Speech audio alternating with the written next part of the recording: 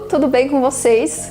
Você já ouviu falar na teoria dos laços fortes e fracos? Pois bem, então fica nesse vídeo até o final que você vai entender o que raios que é isso e como isso impacta na sua vida, especialmente no meio digital.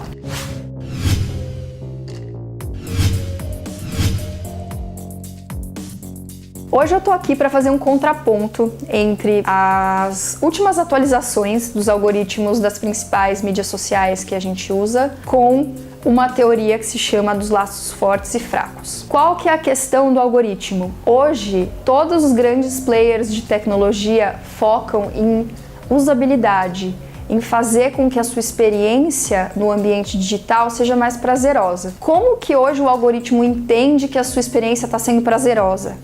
Ele vê as publicações, as marcas, as pessoas com quem você mais interage por meio de cliques ou de comentários que você faz, que é o que a gente chama de engajamento, e ele entende que você quer ver mais aquilo que você está engajando.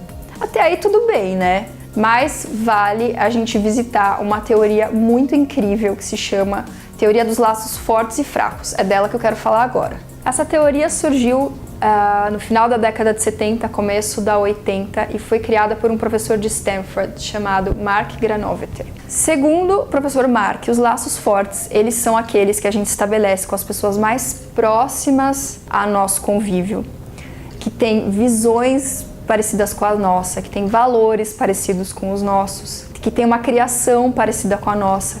Então a gente tem muitas afinidades.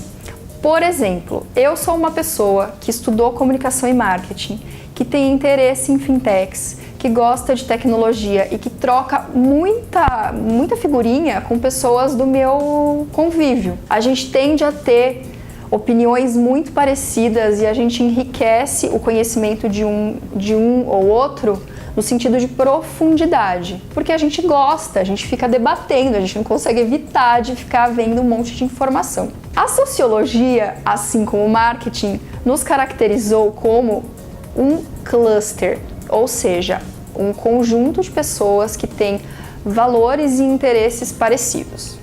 Beleza? Guarda essa informação. O que são os laços fracos? Também são interações sociais que nós estabelecemos com pessoas com as quais a gente não tem tantos assuntos em comum, a gente não cruza com elas, a gente não está próximo delas e a gente não tem tantas opiniões em comum. Com o advento das redes sociais, essas pessoas de laços fracos começaram a seguir mais próximas da gente, porque a gente conseguiu guardar elas, digamos assim, numa caixinha e acessar de vez em quando. E qual que é a mágica dos laços fracos que nunca pode ser esquecida? Que pessoas diferentes da gente trazem opiniões diferentes, trazem visões de mundo diferentes. E isso é o que fomenta a inovação e descobrir soluções para problemas antigos, pensando de forma diferente. Então isso é muito válido. O que é importante levar em consideração sobre os nossos laços fracos? Como eles trazem assuntos novos e visões de mundo diferentes da gente, eles não são sempre os nossos preferidos para engajar e discutir. E quando você não engaja e não discute nas suas mídias sociais, sabe o que você está fazendo? Você está falando para o seu algoritmo que aquilo não te interessa. Quando você fala isso para ele entende que ele tem que otimizar a sua timeline, fazer dela uma coisa mais agradável para você ficar mais tempo nas redes sociais, engajar e ter conteúdos que fazem mais sentido para você. Ou seja, a gente teve um super benefício de conseguir juntar esses laços fracos, mas a gente está abrindo mão deles, não necessariamente porque a gente quer, mas porque a gente está tendo menos contato com eles. E isso torna a nossa visão de mundo bem restrita ao nosso prisma. Tem uma dúvida, você falou, a gente tem o benefício de juntar esses laços fracos, mas a gente... Quando você vai adicionando pessoas nas suas redes sociais, você vai adicionando, sei lá, uma pessoa que você foi fazer um trabalho da Nath, aí você conheceu 10 pessoas lá no trabalho, você adicionou todo mundo. Pode ser gente que não tem nada a ver com você, que só trabalhou uma vez com isso, que você nunca mais vai ver de novo.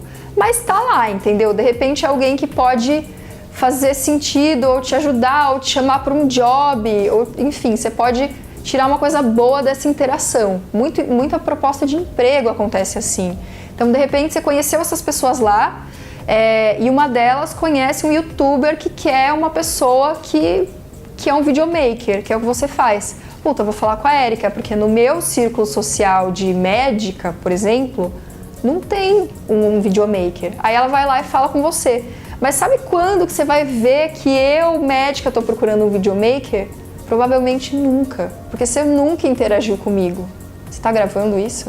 Esse que é o caminho meio arriscado que a gente está tomando agora. Os algoritmos estão limpando tanto a nossa timeline que a gente só olha coisas que a gente interage. E de repente a vida tem que ser maior que isso. Oportunidades de emprego não vêm necessariamente da sua família ou dos teus laços fortes. Vem de pessoas que não têm as mesmas capacidades e especialidades que você, mas estão procurando isso.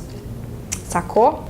Outro exemplo prático, eleições 2018. Polêmico, eu não vou nem entrar muito na parte política, mas a gente vai continuar aqui falando de algoritmo. Você já reparou que a sua timeline está infestada de informações muito boas sobre o seu candidato, independente de quem é o seu candidato? Pois é, isso acontece porque você interage com elas, você engaja com elas, você deixa elas mais tempo lá na sua frente. O algoritmo sabe tudo que a gente está fazendo, ele é muito esperto. E aí você começa a deixar sua visão de mundo opaca ou míope, restrita. Coloco aqui outra questão polêmica pra gente. Movimentos sociais que começaram a ebulir no Brasil por volta de 2013. Como será que teriam sido esses grandes levantes, esses grandes agrupamentos de pessoas tão diferentes, próximas a uma causa, se a gente tivesse os algoritmos de 2018 em 2013. E olha que interessante, quanto mais diferentona for a sua rede de laços fortes e fracos,